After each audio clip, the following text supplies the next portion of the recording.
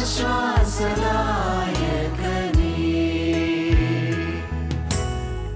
പരിശുദ്ധനാം താതനേ, കരുണയിൻ സാഗരമേ, കൃപയിൻ ഉറവിടമേ, ആശ്വാസദായകനേ,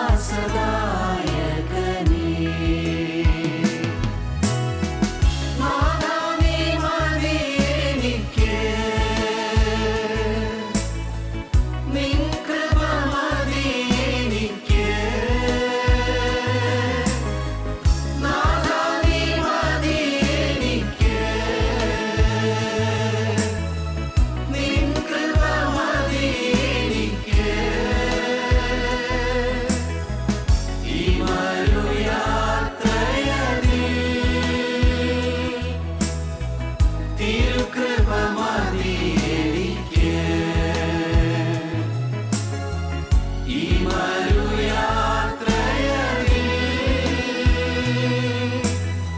തിരുകൃപ മതി എനിക്ക്.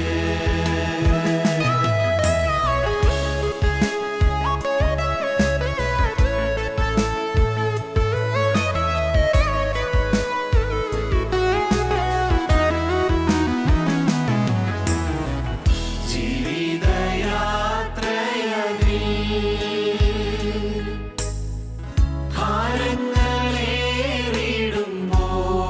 ഭാരങ്ങളേറിടുമ്പോൾ തളരാതെ ഓടിടുവാൻ തിരുകൃപ മതി എനിക്ക്,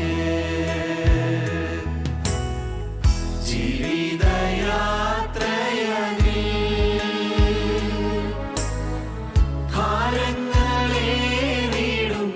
ഭാരങ്ങളേറിടുമ്പോൾ തളരാതെ ഓടിടുവാൻ തിരുകൃപ മതി എനിക്ക്, നാഥാ നീ മതി എനിക്ക്,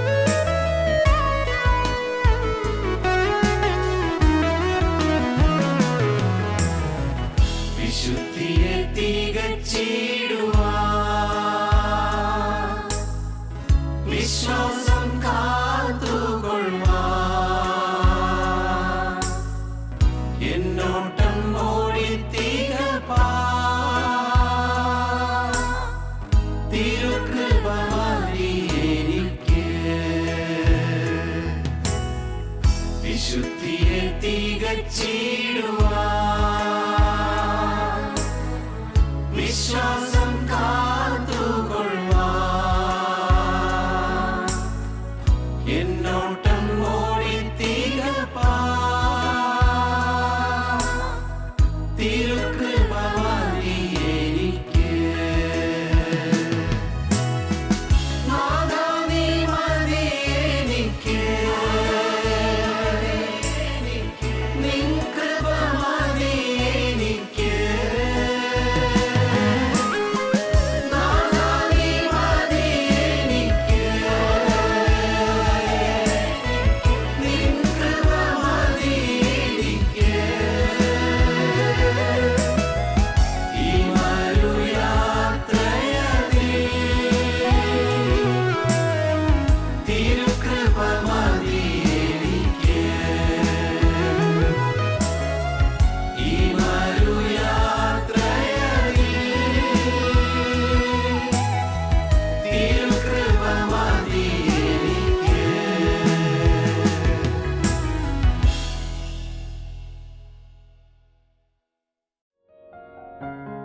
ഞങ്ങളും ക്രൂശിക്കപ്പെട്ട ക്രിസ്തുവിനെ പ്രസംഗിക്കുന്നു. ദൈവ തിരുനാമത്തിന് മഹത്വം ഉണ്ടാകട്ടെ. യോഹന്നാന്റെ സുവിശേഷം 11-ാം അധ്യായത്തിൽ 44-ാം വാക്യം വായിക്കാം. യോഹന്നാൻ 11:44.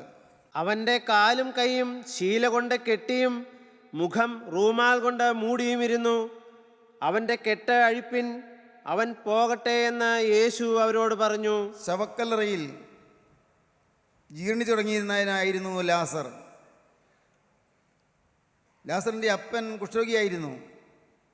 ലാസറിൻ്റെ സഹോദരിമാർ മാർത്തയും മറിയയും. ബേഥാനിയിലെ ചെറുഭവനം, ആരും തിരിഞ്ഞു നോക്കാത്ത ഭവനമായിരുന്നു. പക്ഷേ ആ ഭവനത്തിലേക്കാണ് യേശു കടന്നു ചെന്നത്. അപ്പോൾ ആ ഭവനത്തിൻ്റെ മുഖച്ഛായ മാറി.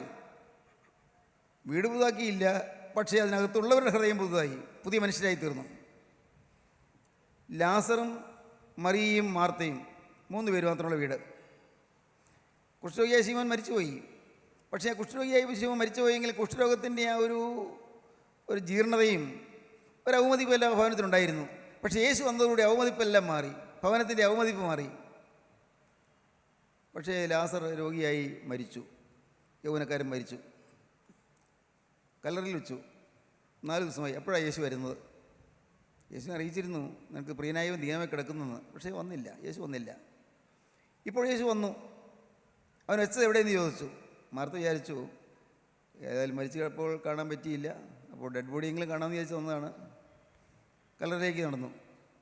അപ്പോൾ മാർത്ത പറഞ്ഞു, വേണ്ട കർത്താവേ, കല്ലറ തുറക്കണ്ട, വേണ്ട, മാറ്റം വെച്ച് തുടങ്ങി, വേണ്ട, ഇനി അത് ഇമ്പോസിബിൾ, അത് കണ്ടുകൊണ്ടിരിക്കാൻ പറ്റില്ല, അത് സാധ്യമല്ല, വേണ്ട കർത്താവേ. കർത്താവ്, നീ വിശ്വസിച്ചാൽ ദൈവത്തിൻ്റെ മഹത്വം കാണും. കർത്താവ്, നീ വിശ്വസിച്ചാൽ ദൈവത്തിൻ്റെ മഹത്വം കാണും. കർത്താവ് ആ കല്ലറയ്ക്കുള്ളിലേക്ക് തല നീട്ടി ഉറക്കെ വിളിച്ചു, മുഴങ്ങുന്ന ശബ്ദം, ലാസറയെ പുറത്തു വരിക. 4 ദിവസം മുമ്പ് മരിച്ച് ശവടക്കിയ ലാസർ ഇതാ പുറത്തു വന്നു. പക്ഷേ മുഖം ആകെ മൂടിയിരിക്കുന്നു, തുണിയുണ്ട്, റൂമാലോട് മൂടിയിരിക്കുന്നു, കയ്യും കാലും വസ്ത്രം കൊണ്ട് കെട്ടിയിരിക്കുന്നു. അതാണ് കാണുന്നത്, ഒരു രൂപം. ആൾ പുറത്തു വന്നു, പക്ഷേ കെട്ടുകളുണ്ട്. പ്രിയപ്പെട്ടവരെ, കർത്താവ് പറഞ്ഞു, അവൻ്റെ കെട്ടഴിക്കുക, അവൻ പോകട്ടെ, സ്വതന്ത്രനായി പോകട്ടെ. ഇന്ന് ജീവൻ പ്രാപിച്ചു എന്ന് പറയുന്ന വിശ്വാസികളായ ദൈവമക്കൾ പോലും കെട്ടുകളുള്ളവരാണ്, ബന്ധനമുള്ളവരാണ്, ബന്ധനങ്ങളുണ്ട്. ലാസർ പുതിയ മനുഷ്യനായി തീരേണ്ടിയിരിക്കുന്നു. അവൻ അതുവരെയും ജീവിച്ചതുപോലല്ല. അവൻ മരിച്ച് ജീർണിച്ചവനായി കിടക്കുന്നു. എങ്കിലും അവന് ജീവൻ കൊടുത്തു കർത്താവ്. പോരാ, അവൻ്റെ കെട്ടഴിക്കണം. ഇനിയും കെട്ടുകളുണ്ട്. അനേകം ദൈവമക്കളിലും മാനസാന്തരപ്പെട്ടവർക്ക് പോലും ചില ബന്ധനങ്ങളുണ്ട്. പണത്തോടുള്ള ഒരാസക്തി, ദ്രവ്യാഗ്രഹം, സ്ഥാനമോഹം, പദവിക്ക് വേണ്ടിയുള്ള മോഹം, ആളുകളുടെ പ്രീതി കിട്ടാനുള്ളതായ ആഗ്രഹം, പ്രശസ്തനാകാനുള്ളതായ ആഗ്രഹം, എല്ലാവരും നല്ലത് പറയാനുള്ളതായ ആഗ്രഹം, ഇതെല്ലാം ചില കെട്ടുകളാണ്, ചില ബന്ധനങ്ങളാണ്. ഇന്ന് മാനസാന്തരപ്പെട്ടുവെങ്കിലും പാവം വിടാത്തവരുണ്ട്. പുറമേ പ്രകടമായ വലിയ പാവങ്ങളില്ലെങ്കിലും അറിഞ്ഞുകൊണ്ടല്ലെങ്കിൽ പോലും ചില അറിയാതെ പാവങ്ങൾ കൊടുക്കുന്നവരുണ്ട്. ഇന്നും അശുദ്ധമായ മോഹങ്ങളുണ്ട്, മലിനമായ ആഗ്രഹങ്ങളുണ്ട്, മ്ലേച്ഛമായ താല്പര്യങ്ങളുണ്ട്, പുറത്ത് പറഞ്ഞ് അറയ്ക്കുന്നതായ കാര്യങ്ങളുണ്ട്. ഇന്ന് ഒരുപക്ഷേ കയ്യിൽ മറ്റുള്ളവരുടെ രൂപ കൈവശം ഇരിക്കുന്നുണ്ട്, തിരിച്ച് കൊടുക്കാൻ തോന്നിയിട്ടില്ല. മറ്റുള്ളവരെ നിന്നും കൈവശം വെച്ചുകൊണ്ടിരിക്കുന്നത് കൊടുക്കാൻ തോന്നിയിട്ടില്ല. പ്രിയപ്പെട്ടവരെ, ഇന്നും തെറ്റുകളുണ്ട്. ഇന്നും വഴക്കുണ്ട്, കോപമുണ്ട്, വാശിയുണ്ട്, വൈരാഗ്യമുണ്ട്, പകയുണ്ട്, വിദ്വേഷമുണ്ട്, എല്ലാ തിന്മയുമുണ്ട്. പുറമേ പ്രകടമായിട്ടില്ലെന്നേ ഉള്ളൂ, അകത്തെല്ലാം ഉണ്ട്. ചിലപ്പോൾ സ്വന്തം വീട്ടിൽ മാത്രം അത് ഒതുങ്ങി നിൽക്കും, പുറത്തേക്ക് പോകുന്നില്ല. വീടിനകത്ത് ചിലപ്പോൾ വഴക്കും ബഹളവുമായിരിക്കും. ഭാര്യയെ നിരന്തരം ശല്യപ്പെടുത്തുന്ന ആളായിരിക്കും. ദൈവത്തിന് സ്തോത്രം. ഭർത്താവിനെ നിരന്തരം വേദനിപ്പിക്കുന്ന ആളായിരിക്കും. എന്നാൽ പ്രിയപ്പെട്ടവരെ നോക്കൂ, അവൻ്റെ കെട്ടഴിപ്പീൻ, അവൻ പോകട്ടെ. മരിച്ചവൻ ജീവിച്ചു, പുറത്തു വന്നു, ജീവൻ പ്രാപിച്ചു, പോരാ, കെട്ടുകളഴിയണം. നിങ്ങൾ ചിലരെ മാനസാന്തരപ്പെട്ട അനേകം ദൈവമക്കളുടെ ഇരിപ്പുണ്ട്. പക്ഷേ നിങ്ങൾക്ക് ചില ബന്ധനങ്ങളുണ്ട്. മാനസാന്തരപ്പെട്ടവരാണ്, പക്ഷേ ഇന്നും പാപം നിങ്ങൾ മാറിയിട്ടില്ല. മാനസാന്തരപ്പെട്ടു, തക്ക സമയം വരുമ്പോൾ അറിയാം പാപം ഉള്ളിലുണ്ട് എന്ന്. നിങ്ങൾക്ക് മനസ്സിലാകുന്ന പ്രിയവരെ, കെട്ടുകൾ കഴിയണം, ബന്ധം കഴിയണം. ഇനി കഴിയേണ്ടിയിരിക്കുന്നു പലതും. ചിന്തിക്കൂ. ചിലരോട് നീരസമില്ലേ നിങ്ങളുടെ ഹൃദയത്തിൽ? ചിലരോട് ഇഷ്ടക്കുറവില്ലേ നിങ്ങളുടെ ഹൃദയത്തിൽ? ചിലരോട് പിണക്കവും വാശിയും വൈരാഗ്യവും പകയും വിദ്വേഷവും ഇല്ലേ? ഇന്ന് നിങ്ങൾ ചിലരെക്കുറിച്ച് അഭിപ്രായ വ്യത്യാസമില്ലേ? ചിലരെക്കുറിച്ച് നിങ്ങൾ ദുഷിക്കാറില്ലേ? മനസ്സിലെങ്കിലും ദുഷിക്കാറില്ലേ? മനസ്സിലെങ്കിലും, പുറമേ അല്ലെങ്കിലും മനസ്സിലെങ്കിലും ദുഷിക്കാറില്ലേ? പരദൂഷണം എന്ന് പറയുന്നത് വാവിഷ്ടാണം. വാവിഷ്ടാണം എന്ന് പറഞ്ഞാൽ റിവൈൽ ചെയ്യുന്നു, പരദൂഷണം പറയുന്നു. ഇതെല്ലാം തമ്മിലുണ്ട്. ദൈവത്തിന് സ്തോത്രം. എനിക്ക് ഈ വിഷം വേണ്ട എന്ന് തീരുമാനിക്കണം. പാവം വിഷമാണ്, മദ്യം വിഷമാണ്, ഈ കൊള്ളരുതാത്ത ബന്ധങ്ങൾ വിഷമാണ്, ദോഷമാണ്. അഴുക്കായ ബന്ധങ്ങളിലേക്ക് പോവില്ല, ഉറപ്പാണ്. എൻ്റെ കർത്താവേ, എൻ്റെ ജീവിതത്തിൽ കൂടെ പഠിക്കുന്ന വിദ്യാർത്ഥിനി അവർ ബോയ് ഫ്രണ്ടെന്നും ഗേൾ ഫ്രണ്ടെന്നൊക്കെ പറഞ്ഞ് ഒത്തുകൂടുന്നു. അവർ വാട്സാപ്പ് മെസ്സേജിൽ കൂടി അവരടുക്കുന്നു. ഒരുപക്ഷേ അത് അവസാനം കൊലപാതകത്തിലോ ആത്മഹത്യയിലോ കലാശിക്കുന്നതായി ഞാൻ പത്രത്തിൽ കാണുന്നുണ്ടല്ലോ, നാം എല്ലാം കാണുന്നുണ്ടല്ലോ. അന്നേരം ഒന്നും ആര് പറഞ്ഞാലും മനസ്സിലാവുകയില്ല. ദൈവത്തിന് സ്തോത്രം. ആര് പറഞ്ഞാലും മനസ്സിലാവുകയില്ല. എനിക്ക് ഭയമുണ്ട്, പറയാൻ ഭയമുണ്ട്. PhD റിസർച്ച് ചെയ്യുന്നൊരു പെൺകുട്ടി എൻ്റെ അടുക്ക വന്നു. പെൺകുട്ടി പറഞ്ഞു, സാറേ, ഞാനൊരു വലിയ അപകടത്തിൽപ്പെട്ടിരിക്കുകയാണ്. എന്തു പറ്റി? ഞാൻ സാറിൻ്റെ പ്രസംഗം TV യിൽ കേട്ടതുകൊണ്ട് വന്നതാണ്, അന്വേഷിച്ച് വന്നതാണ്. സാറേ, ഞാൻ PhD റിസർച്ച് ചെയ്തുകൊണ്ടിരിക്കുകയാണ്. ഞാനൊരു അഫെയറിൽ കുടുങ്ങി. ആ ചെറുപ്പക്കാരൻ അവൻ പറഞ്ഞത് അവൻ വേറൊരു യൂണിവേഴ്സിറ്റിയിൽ റിസർച്ച് ചെയ്തുകൊണ്ടിരിക്കുകയാണെന്നാണ് പറഞ്ഞത്, PhDക്ക്. ഞങ്ങൾ തമ്മിലെടുത്തു. എൻ്റെ അപ്പനും അമ്മയും സമ്മതിച്ചില്ല വിവാഹത്തിന്. ഞങ്ങൾ ധിക്കാരത്തോടെ ഞങ്ങൾ വിവാഹം കഴിഞ്ഞു. പെൺകുട്ടി പറയുകയാണ്, സാറേ, അവനോട് പറഞ്ഞത് നല്ല വീടുണ്ട്, മനോഹരമായ ഒരു ബംഗ്ലാവാണ്, അവൻ MSc കഴിഞ്ഞ് PhDക്ക് റിസർച്ച് ചെയ്തുകൊണ്ടിരിക്കുകയാണ്, അവന് വീട്ടിൽ വലിയ സമ്പത്ത് സൗകര്യങ്ങളൊക്കെ ഉണ്ടെന്നൊക്കെയാണ് പറഞ്ഞത്. സാറ് വിവാഹം കഴിഞ്ഞ് അവൻ്റെ വീട്ടിൽ ചെന്നപ്പോൾ ഞാൻ അമ്പരന്ന് പോയി. ഒരു കൊച്ചു ചെറ്റക്കുടിൽ, ഒരു ചേരി പ്രദേശത്തിൻ്റെ കുടിൽ. ഞാൻ അന്തം വിട്ടുപോയി. സാറേ, പിന്നെയാണ് അറിഞ്ഞത് അവൻ PhDയും ഇല്ല, BAയും ഇല്ല, ഒന്നുമില്ല, അവൻ 10ാം ക്ലാസ് പാസ്സായിട്ടില്ല എന്ന്. എന്നെ ചതിച്ചു സാറേ, ചതി പറ്റിപ്പോയി. ദൈവത്തിന് സ്തോത്രം. ഞാൻ എന്ത് പറയും? ഞാൻ പറഞ്ഞു, മോളെ, നീ പ്രാർത്ഥിക്കുക, നീ യേശുക്രിസ്തുവിനെ വിളിക്കുക, കർത്താവിൻ്റെ സന്നിധിയിൽ വിളിക്കുക, കർത്താവിനോട് യാചിക്കുക. കർത്താവ് നിനക്കൊരു സമാധാനം തരും. അല്ല, ഞാൻ എന്ത് പറയാൻ? ക്രിസ്തു നിനക്ക് സമാധാനം, നിനക്ക് നല്ല കാലം തരും. കർത്താവ് നിനക്ക് നല്ല കാലം തരട്ടെ. കഴിഞ്ഞതെല്ലാം പോട്ടെ. കഴിഞ്ഞതെല്ലാം കർത്താവിൻ്റെ ഏറ്റുപറഞ്ഞ് ഒരു മോചനം പ്രാപിക്കുക. ദൈവത്തിന് സ്തോത്രം. പ്രിയപ്പെട്ടവരെ, ഇതുപോലെ അനേകർ ബന്ധനങ്ങളുള്ളവരാണ്. കൂട്ടായ്മയിൽ വരുന്നുണ്ട്, വചനം കേൾക്കുന്നുണ്ട്. നിങ്ങൾ വല്ലതും അങ്ങനെയല്ലേ? വരുന്നുണ്ട്, വചനം കേൾക്കുന്നുണ്ട്, മാനസാന്തരപ്പെട്ടവരാണ്. പക്ഷേ മാനസാന്തരമേ ഉള്ളൂ, ജീവൻ പ്രാപിച്ചു, ശരിയാണ്. പക്ഷേ അനേകരിന്ന് ബന്ധനത്തിലാണ്. ബന്ധനം അഴിയണം. അവരെ കെട്ടഴിപ്പീൻ, അവൻ പോകട്ടെ. ഒരു പുതിയ മനുഷ്യൻ ധരിക്കണമെങ്കിൽ കെട്ടുകൾ അഴിയണം. പുതിയ മനുഷ്യൻ ധരിച്ചുകൊള്ളുവിൻ. പുതിയ മനുഷ്യൻ, കെട്ടുകൾ അഴിയണം. ആഗ്രഹമുണ്ടോ നിങ്ങൾക്ക് ബന്ധനങ്ങൾ അഴിയാൻ? ആവശ്യക്കാരാണെങ്കിൽ നിങ്ങൾക്ക് ബന്ധനം അഴിച്ചു തരും. ആവശ്യക്കാരാണെങ്കിൽ നിങ്ങൾ നോക്കണം, എൻ്റെ ജീവിതത്തിൽ ബന്ധനങ്ങൾ എന്തെല്ലാമാണ്, എന്നെ പിശാച് അവകാശം പറയുന്ന കാര്യങ്ങൾ എന്തെല്ലാമാണ്, ശത്രു എന്നെ തകർത്തിരിക്കുന്ന കാര്യങ്ങൾ എന്തെല്ലാം കാര്യത്തിലാണ്. എൻ്റെ അലസതയാണോ? എൻ്റെ അവിശ്വസ്തതയാണോ? ജോലിയുള്ളതായ എൻ്റെ അലസതയാണോ? ജോലിയുള്ളതായ അവിശ്വസ്തതയാണോ? എൻ്റെ കർത്താവേ, ശമ്പളം വാങ്ങുക എന്നുള്ള ഒറ്റ ചിന്തയുള്ളൂ, ജോലി ചെയ്യണമെന്നുള്ള ചിന്ത ഇല്ലാതെയുള്ള മനോഭാവമാണോ എനിക്ക്? ആത്മാർത്ഥമായി ഞാൻ ജോലി ചെയ്യുന്നുണ്ടോ? ചിന്തിക്കണം. നിങ്ങൾ ഓരോന്നോരോന്ന് ചിന്തിക്കണം. എൻ്റെ അപ്പനമ്മമാരെ ഞാൻ അനുസരിക്കുന്നുണ്ടോ? സ്നേഹിക്കുന്നുണ്ടോ? ബഹുമാനിക്കുന്നുണ്ടോ? അതോ അപ്പനെയും അമ്മയും നാം അവഗണിച്ചിരിക്കുകയാണോ? എൻ്റെ ഭാര്യയെ ഞാൻ ഒരു അടിമയെപ്പോലെ കരുതുകയാണോ? ആ സ്ത്രീയെ ഞാൻ ബഹുമാനിക്കുന്നുണ്ടോ? ചിന്തിക്കണം നിങ്ങൾ. എൻ്റെ ഭർത്താവ് പലതരത്തിലായ പ്രയാസങ്ങൾ വീർപ്പുമുട്ടി ഉറങ്ങാൻ പറ്റാതെ തിരിഞ്ഞു മറിഞ്ഞ് കിടക്കുമ്പോൾ അദ്ദേഹത്തിന് ഞാൻ ആശ്വാസം കൊടുക്കുകയാണോ, അതോ ഞാൻ അദ്ദേഹത്തെ കുറ്റപ്പെടുത്തുകയാണോ? നിങ്ങളാണ് എല്ലാറ്റിനും ഉത്തരവാദി എന്ന് പറഞ്ഞ് അദ്ദേഹത്തെ കുറ്റപ്പെടുത്തുകയാണോ? ചിന്തിക്കൂ പ്രിയപ്പെട്ടവരെ, നിങ്ങൾ ചിന്തിക്കൂ. ബന്ധനങ്ങളുണ്ട് നിങ്ങൾക്ക്, ബന്ധനങ്ങൾ. ദൈവത്തിന് സ്തോത്രം. ബന്ധനങ്ങളിൽ അഴിയട്ടെ. ഹല്ലേലൂയ, ദൈവത്തിന് സ്തോത്രം. ബന്ധനങ്ങൾ അഴിയട്ടെ. നിങ്ങൾക്കറിയാമോ ബന്ധനങ്ങളുണ്ടെന്ന്? എങ്കിൽ നിങ്ങൾ കർത്താവോട് പറയണം, കർത്താവേ, ഞാൻ വിചാരിച്ചാൽ ബന്ധനം അഴിയില്ല. യേശുവേ, നീ ഒന്ന് വന്ന് എൻ്റെ മേൽ തൃക്കരം വെച്ചാൽ ഈ ബന്ധനം അഴിഞ്ഞു പോകും, താനേ അഴിഞ്ഞു പോകും. യേശുവിൻ്റെ തൃക്കരം വയ്ക്കുമ്പോൾ ആ തൃക്കരത്തിൽ നിന്ന് ഉതിർന്നു വീഴുന്നതായി തിരുരക്തത്തിൻ്റെ കണികകൾ എൻ്റെ മേൽ വന്ന് തൊടുമ്പോൾ എൻ്റെ ബന്ധനം കഴിയും. ഞാൻ വിശ്വസിക്കുന്നു കർത്താവേ, നിൻ്റെ തിരുരക്തമേൽ തളിക്കണമേ, തിരുരക്തമേൽ പുരട്ടണമേ, അതിൽ തൃക്കരൻ്റെ മേൽ വയ്ക്കണമേ. നിങ്ങൾ പ്രാർത്ഥിക്കുമോ, നിങ്ങളുടെ ഹൃദയം സമർപ്പിക്കുമോ? യേശു നിങ്ങൾക്ക് ബന്ധനം അഴിച്ചു തരും, സമാധാനം തരും, ആശ്വാസകരമായ ഒരു നല്ല കുടുംബജീവിതം നിങ്ങൾക്ക് തരും, അനുഗ്രഹകരമായ കുടുംബജീവിതം. സ്തോത്രം. ദൈവത്തിൻ്റെ നാമം മഹത്വപ്പെടട്ടെ. ബന്ധനം കഴിയും. പുതിയ മനുഷ്യൻ ധരിക്കണം. പുതിയ മനുഷ്യൻ ധരിച്ചാൽ ലഭിക്കാൻ പോകുന്നത് എന്താണ്? ഒന്നൊരു വായിക്കാം. വെളിപ്പാട് 21:1 മുതൽ. ഞാൻ പുതിയ ആകാശവും പുതിയ ഭൂമിയും കണ്ടു. ഒന്നാമത്തെ ആകാശവും ഒന്നാമത്തെ ഭൂമിയും ഒഴിഞ്ഞുപോയി, സമുദ്രവും ഇനിയില്ല. പുതിയ യെരുശലേം എന്ന വിശുദ്ധ നഗരം ഭർത്താവിനായി അലങ്കരിച്ചിട്ടുള്ള മണവാട്ടിയെപ്പോലെ ഒരുങ്ങി സ്വർഗത്തിൽ നിന്ന് ദൈവസന്നിധിയിൽ നിന്ന് തന്നെ ഇറങ്ങുന്നത് ഞാൻ കണ്ടു. പുതിയ നഗരം, ഒരു പുതിയ നഗരം, ദൈവത്തിൻ്റെ ഒരു പുതിയ നഗരം ഇറങ്ങി വരുന്നു. സ്വർഗത്തിൽ നിന്ന് ഇറങ്ങി വരുന്നു, പുതിയ നഗരം ഇറങ്ങി വരുന്നു. പിന്നെ സിംഹാസനത്തിൽ നിന്ന് ഒരു മഹാശബ്ദം പറയുന്നതായി ഞാൻ കേട്ടത്, ഇതാ മനുഷ്യരോടുകൂടെ ദൈവത്തിന്റെ കൂടാരം. പുതിയ നഗരത്തിൽ വിശ്വാസികൾ, വിശുദ്ധന്മാർ വസിക്കുന്നിടത്ത് ഇത് മനുഷ്യരോട് ദൈവത്തിന്റെ കൂടാരം. അവൻ അവരോടുകൂടെ വസിക്കും. അവർ അവന്റെ ജനമായിരിക്കും. ദൈവം താൻ അവരുടെ ദൈവമായി അവരോട് കൂടെ അവരോടുകൂടെ ഇരിക്കും. അവൻ അവരുടെ കണ്ണിൽ നിന്ന് കണ്ണുനീരെല്ലാം തുടച്ചു കളയും. അവരുടെ കണ്ണിൽ നിന്ന് കണ്ണുനീരെല്ലാം തുടച്ചു കളയും. ഹല്ലേലൂയ, ദൈവത്തിന് സ്തോത്രം. പ്രിയപ്പെട്ടവരെ, ഈ പുതിയ നഗരം ഒരു ദിവസം നാം എല്ലാം കടന്നു പോകും. ഞാനും പോകും, നിങ്ങളും പോകും. മരണമുണ്ട് നമുക്ക്, നാം എല്ലാം കടന്നു പോകും. മരണത്തിന് ശേഷം ഒരു നിത്യതയുണ്ട്, ഇറ്റേണിറ്റി, നിത്യതയുണ്ട്. ആ നിത്യതയിലേക്ക് നാം ചെല്ലും, നാം എല്ലാവരും ചെല്ലും. ഒരു 100 വർഷം മുമ്പുള്ളവരാരാണ് ഈ ഭൂമിയിലുള്ളത്? വളരെ അപൂർവം പേരല്ലേ, വളരെ അപൂർവം. ഒരു 50 വർഷം മുമ്പുള്ളവരാരാ ഭൂമിയിലുള്ളത്? കുറേ പേരുണ്ട്. ബാക്കി എല്ലാം കടന്നു പോയില്ലേ? നാമും കടന്നു പോകും. ദൈവത്തിന് സ്തോത്രം. ചിലപ്പോൾ ഞാൻ ഇതൊക്കെ ചിന്തിക്കും.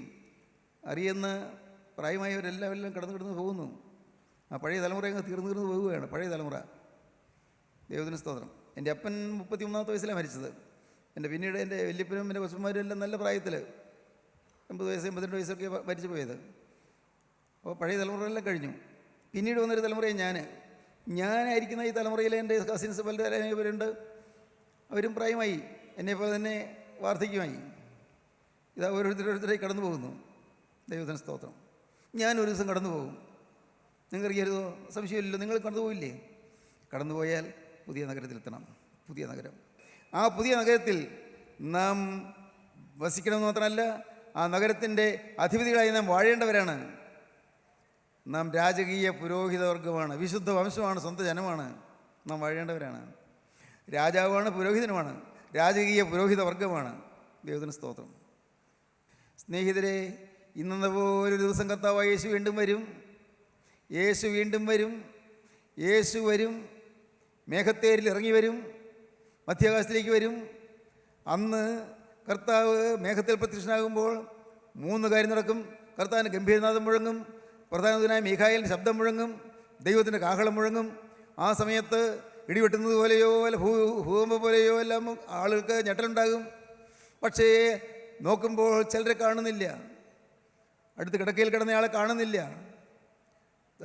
കോളേജിലുണ്ടായിരുന്ന അധ്യാപകനെ കാണുന്നില്ല. വിദ്യാർത്ഥികൾ അവിടെ ഇരിക്കുന്നു. ചില വിദ്യാർത്ഥികൾ കാണുന്നില്ല. എന്തു പറ്റി? ഓഫീസിലുണ്ടായിരുന്ന ചിലർ അവിടെ ഇല്ല. ചിലർ പോയി.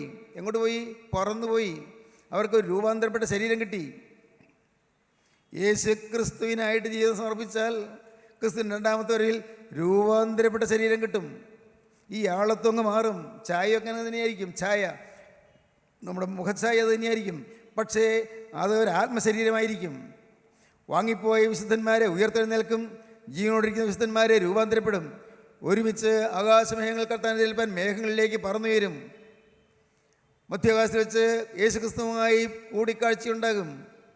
എന്നിട്ടോ ഈ മണവാട്ടി സഭയെയും കൊണ്ട് യേശു സ്വർഗീയ രാജാധിരാജൻ്റെ അരികിലേക്ക് പോകും. നിത്യരാജാധിരാജനായ പിതാവാൻ ദൈവത്തിൻ്റെ അടുക്കിലേക്ക് ചെല്ലും. എന്നിട്ട് അതിനുശേഷം പിന്നീട് കർത്താവ് വീണ്ടും ഭൂമിയിലേക്ക് വരുമ്പോൾ ആകാശത്തിലെ മഹത്വമേറിയ അനേക അടയാളങ്ങളിലും അത്ഭുതങ്ങളോടും കൂടി കർത്താവ് പിന്നെയും ഭൂമിയിലേക്ക് വരും. രണ്ടാമത്തെ ഘട്ടം. അപ്പോൾ ഒലിവുമലയിൽ കർത്താവിൻ്റെ കാൽ ചവിട്ടും. കർത്താവ് ഒലിവുമലയിൽ കാൽ ചവിട്ടും. അപ്പോൾ കർത്താവിൻ്റെ കൂടെ നാമും ഉണ്ടായിരിക്കും, വിശുദ്ധന്മാരുണ്ടായിരിക്കും. അന്ന് നാം സന്തുഷ്ടരായിരിക്കും. പിതാക്കന്മാർ പാടി, നിങ്ങൾക്ക് പാടാമോ? മൃതരെ ജീവിപ്പിപ്പാനെഴുന്നള്ളും രാജാ മുഖിലഴകിന്മേലാഘോഷിതനായിടുന്നു നയവന്മാരൻ മുൻകൊമ്പിൽ നാദം കേട്ടിട്ടങ്ങിയണിഞ്ഞെതിരേൽപ്പാനായി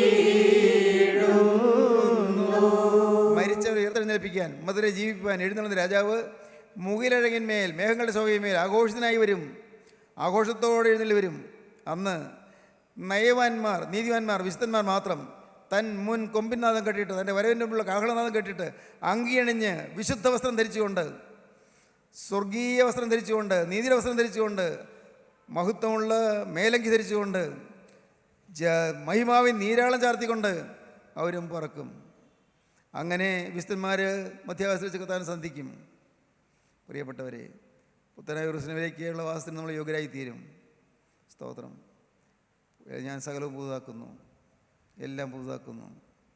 പുതിയ സൃഷ്ടി, പുതിയ മനുഷ്യൻ, പുതിയ നഗരം, പുതിയ ആത്മാവ്. ദൈവത്തിന് സ്തോത്രം. പുതിയ ഹൃദയം. ഇത്രയും കേട്ടല്ലോ. നിങ്ങൾക്ക് എന്ത് തോന്നുന്നു? കർത്താവായ യേശുവിൻ്റെ രാജ്യത്തിൽ ചെല്ലാൻ നിങ്ങൾ യോഗ്യരായോ? നമ്മളിപ്പോൾ എന്നും പ്രാർത്ഥിക്കും. സ്വർഗ്ഗസ്ഥനായ പിതാവേ, നിന്റെ നാമം പരിശുദ്ധമാക്കപ്പെടണമേ, നിൻ്റെ രാജ്യം വരണമേ. അത് പ്രാർത്ഥിക്കുന്നുണ്ട്. എന്താ ഈ ദൈവത്തിൻ്റെ രാജ്യം? ദൈവത്തിൻ്റെ രാജ്യം ഇന്ന് എൻ്റെ ഹൃദയത്തിൽ വരാതെ ഞാൻ ദൈവരാജ്യത്തിൽ ചെല്ലുകയില്ല. ദൈവരാജ്യം എൻ്റെ ഹൃദയത്തിൽ ഇന്ന് വരണം. നിങ്ങൾക്ക് ആഗ്രഹമുണ്ടോ യേശുക്രിസ്തുവിൻ്റെ രാജ്യം ഹൃദയത്തിൽ വരാൻ? യേശുക്രിസ്തുവിൻ്റെ ഹൃദയത്തിലേക്ക് വരാൻ ആഗ്രഹമുണ്ടോ? നിങ്ങളുടെ കഴിഞ്ഞകാല പാപങ്ങളെ ക്ഷമിച്ച് കിട്ടാൻ നിങ്ങൾക്ക് ആഗ്രഹമുണ്ടോ? എല്ലാ തിന്മയോട് യാത്ര പറയാൻ നിങ്ങൾക്ക് താല്പര്യമുണ്ടോ? എല്ലാ തിന്മയും വിട്ട് ഒരു പുതിയ ജീവിതം തുടങ്ങാൻ നിങ്ങൾക്ക് ആഗ്രഹമുണ്ടോ? എങ്കിൽ ഇതാ യേശുവിൻ്റെ അരികത്തേക്ക് വന്നിട്ടുണ്ട്. നിങ്ങളുടെ അരികത്തോട് നടക്കുകയാണ്. ഹൃദയ നൊമ്പരങ്ങളും കാണുന്നുണ്ട്, മനോവിഷാദങ്ങളും അവൻ അറിയുന്നുണ്ട്, നിങ്ങളുടെ ഭാരങ്ങളും ക്ലേശങ്ങളും അവൻ അറിയുന്നുണ്ട്, പ്രതിസന്ധികളും ദുർഘടങ്ങളും അവൻ കാണുന്നുണ്ട്. എല്ലാവരും പരിഹാരം അവൻ്റെ കയ്യിലുണ്ട്. വിശ്വസിക്കൂ നിങ്ങൾ. യേശു സർവ്വവല്ലഭനാണ്, സർവ്വശക്തനാണ്. നമുക്ക് വേണ്ടി രക്തം ചിന്തിയവനാണ്. നമ്മുടെ പാപം വഹിച്ച് കുരിശിൽ മരിച്ചവനാണ്, കുരിശിൽ തൂങ്ങിയവനാണ്. നമ്മുടെ പാപം വഹിച്ചു. അവൻ പാപം ചെയ്തിട്ടല്ല, എൻ്റെ പാപം വഹിച്ചു, നിങ്ങളുടെ പാപം വഹിച്ചു. അതുകൊണ്ട് ആ യേശുവിൽ നിങ്ങൾ വിശ്വസിച്ച് ഇന്ന് ഹൃദയം യേശുവിൽ കൊടുക്കുമെങ്കിൽ യേശു നിങ്ങളുടെ ഹൃദയത്തിലേക്ക് ഇപ്പോൾ കടന്നു വരും. നിങ്ങൾ സ്വർഗീയ രാജ്യത്തിൻ്റെ അവകാശികളായിത്തീരും. ആ പുത്തനായ യെരൂശലേം നഗരത്തിൽ നിങ്ങൾക്ക് പാർക്കാനിടയാകും. അവിടെ രാജാധിരാജാവായ കർത്താവായ യേശുക്രിസ്തുവിനെ വാഴ്ത്തിപ്പാടിക്കൊണ്ട് അനന്തയുഗങ്ങൾ നിത്യത നിങ്ങൾക്ക് യേശുവിൻ സന്നിധിയിൽ കഴിയാൻ സാധിക്കും. ഈ ഭൂമിയിലെ ജീവിതം താൽക്കാലികമാണ്. അനന്തമായ സ്വർഗീയ സൗഭാഗ്യത്തിലേക്ക് നിത്യനായ ദൈവം നിങ്ങൾ ആടി വിളിക്കുന്നു. വരുവീൻ, ഓടി വരുവീൻ, അടുത്ത് വരുവീൻ. ദൈവത്തിന് സ്തോത്രം. നിങ്ങൾ എന്ത് തീരുമാനിച്ചു? യേശുവിനെ നിങ്ങൾ സ്വീകരിക്കുന്നു. യേശുവിനെ നിങ്ങൾ വെറുതെ വിടരുത്. യേശു കർത്താവ് വെറും കൈയായി പോകാൻ വിടരുത്. കർത്താവിൻ്റെ കയ്യിൽ പിടിച്ചുകൊണ്ട് നിങ്ങളും കർത്താവിൻ്റെ കൂടെ നടക്കണം. യേശുവിൻ്റെ കയ്യിൽ പിടിച്ചുകൊണ്ട് യേശു നിങ്ങളുടെ കൂടെ പോരണം. പാപത്തോട് നിങ്ങൾ വിട പറഞ്ഞാൽ, ഇനി പാപം വരികയിൽ തീരുമാനിച്ചാൽ യേശുവിൻ്റെ കയ്യിൽ പിടിക്കും. യേശുവിൻ്റെ മേൽ ചാരിക്കൊണ്ട് നിങ്ങൾക്ക് പോകാം. മരുഭൂമിയിൽ കൂടി തൻ്റെ പ്രിയൻ്റെ മേൽ ചാരിക്കൊണ്ടുവരുന്നവരുള്ള ആര്? ലോകം അത്ഭുതപ്പെടും. മരുഭൂമിയിൽ ചാരാൻ്റെ പ്രിയനുണ്ട്. മരുഭൂമിയിൽ കൂടി തൻ്റെ പ്രിയൻ്റെ മേൽ ചാരിക്കൊണ്ട് വരുന്നവരുള്ള ആര്? ലോകം അത്ഭുതപ്പെടും. ചാരാൻ്റെ പ്രിയനുണ്ട്, ആശ്രയിപ്പാനൊരു നാഥനുണ്ട്, വിശ്വസിപ്പാനൊരു യേശുവുണ്ട്, രക്ഷപ്രാപിപ്പാൻ യേശുവിൻ്റെ നാമമുണ്ട്. ഹല്ലേലൂയ. പാപങ്ങൾ ക്ഷമിച്ചു തരുന്ന യേശു ഇന്ന് നിങ്ങളെ തൊടട്ടെ, നിങ്ങളെ അനുഗ്രഹിക്കട്ടെ. ഹല്ലേലൂയ. ആഗ്രഹമുണ്ടോ നിങ്ങൾക്ക്? എങ്കിൽ നമ്മുടെ തലകളെ നമുക്ക് ഉണക്കാം, കണ്ണുകളെ നമുക്ക് അടയ്ക്കാം. നമുക്ക് അല്പസമയം പ്രാർത്ഥിക്കാം. ദൈവത്തിന് സ്തോത്രം. തലകളെ ഉണക്കുക, കണ്ണുകൾ അടയ്ക്കുക. ദൈവത്തിന് സ്തോത്രം. ഇപ്പോൾ യേശുവിൻ്റെ അരികത്ത് നിൽക്കുന്ന നിങ്ങൾ വിശ്വസിക്കുക. യേശു നിങ്ങളെ കാണുന്ന വന്നിരിക്കുന്ന നിങ്ങൾ വിശ്വസിക്കുക. യേശു നിങ്ങളുടെ ദയനീയമായ അവസ്ഥ കാണുന്നുണ്ട് നിങ്ങൾ വിശ്വസിക്കുക. യേശു നിങ്ങൾക്ക് ശോഭനമായി ഭാവി തരുമെന്ന് നിങ്ങൾ വിശ്വസിക്കുക. യേശു നിങ്ങളുടെ പാപങ്ങൾ ക്ഷമിക്കുമെന്ന് വിശ്വസിക്കുക. ഇനിമേൽ പാവമില്ലാത്ത ജീവിതം നയിക്കാനുള്ള കൃപ നിങ്ങൾക്ക് തരുമെന്ന് വിശ്വസിക്കുക. യേശുവിനോട് പറയുക, യേശുവേ, ഇന്നു മുതൽ ഞാൻ നിൻ്റെ വക. ഞാൻ നിങ്ങൾക്ക് പറഞ്ഞു തരാം. നിങ്ങൾക്ക് പറയാൻ ആഗ്രഹമുണ്ടെങ്കിൽ പറയാം. യേശുവേ, യേശുവേ, എനിക്ക് വേണ്ടി ക്രൂശിൽ മരിച്ചതിനാൽ ഇന്നു മുതൽ ജീവിക്കും. യേശുവേ, യേശുവേ, ഇന്നു മുതൽ നിന്റെ വക ഞാൻ നിന്റെ വക യേശുവേ, എന്റെ യേശുവേ, ഇന്നു മുതൽ പുതിയ സൃഷ്ടി യേശുവേ, ഇന്നു മുതൽ പുതിയ മനുഷ്യൻ യേശുവേ, ഒരു പുതിയ ഹൃദയത്തിന്റെ ഉടമയായി ഞാൻ തീരും ഞാനൊരു പുതിയ ഹൃദയത്തിന്റെ ഉടമയായി തീരും. യേശുവേ, ഇന്നു മുതൽ ഞാൻ നിന്റെ വക എന്റെ യേശുവേ, ഇന്നു മുതൽ ഞാൻ നിന്റെ വക. Hallelujah, hallelujah, hallelujah, hallelujah. അങ്ങനെ വിശ്വാസത്തോടെ ഏറ്റു പറഞ്ഞവര്, വാസ്തവമായി പ്രാർത്ഥിച്ചവരാണെങ്കിൽ, പാവത്തോട് ഇവിടെ പറയുന്നുവെങ്കിൽ, ഇപ്പോൾ നിങ്ങൾ ഇരുകരവും നിങ്ങൾക്ക് ഉയർത്തിപ്പിടിക്കാം. ഞാൻ നിങ്ങൾക്ക് വേണ്ടി പ്രാർത്ഥിക്കാൻ പോവുകയാണ്. Hallelujah, hallelujah, hallelujah, hallelujah. കാരുണ്യവാനേ, മഹാപരിശുദ്ധനായ ഞങ്ങളുടെ സ്വർഗീയ പിതാവേ, ഈ മഹത്വപൂർണ്ണമായ സമയത്തിനായി ഞങ്ങൾ നിന്നെ സ്തുതിക്കുന്നു. ഈ ജനത്തെ അനുഗ്രഹിച്ചതിനായി നിന്നെ സ്തുതിക്കുന്നു. തീരുമാനത്തോടെ മേൽ തൃക്കരം വെച്ചതിനായി നിന്നെ സ്തുതിക്കുന്നു. എല്ലാവരെയും അനുഗ്രഹിച്ച് പറഞ്ഞയക്കണമേ. കുടുംബമായി സമാധാനം അനുഭവിക്കാനുള്ള ഭാഗ്യം നൽകണമേ. രണ്ടാമത്തവരിന് വേണ്ടി ഈ എല്ലാവരെയും ഒരുക്കണമേ. യേശു ക്രിസ്തുവിൻ്റെ രാജകീയ നാമത്തിൽ പ്രാർത്ഥിക്കുന്ന കുറയോടെ കേൾക്കണമേ. ആമീൻ. ഹല്ലേലൂയ.